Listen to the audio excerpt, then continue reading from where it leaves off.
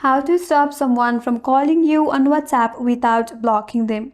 Hi everyone, this is Kate and welcome back to another video. And on today's video, we will learn how we can stop someone from calling you on WhatsApp without blocking them. So without further delay, let's get started with this video.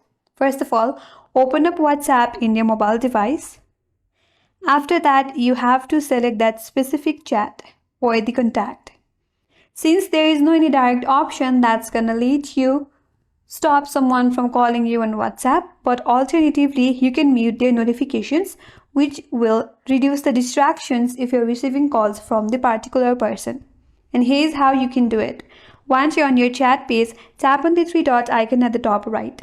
From here, tap on mute notifications. Since I have already muted notifications, there is on mute, but in your case, there is an option as mute notifications, so tap on it.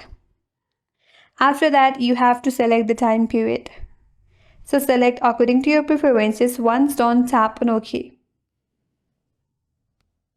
Now you will not receive any notifications from this contact whenever this contact will try to call you, but you will still receive calls. And that's all for today's video. Hope this video was helpful, and if you're new to our channel, consider subscribing. Thank you for watching and stay tuned for more videos.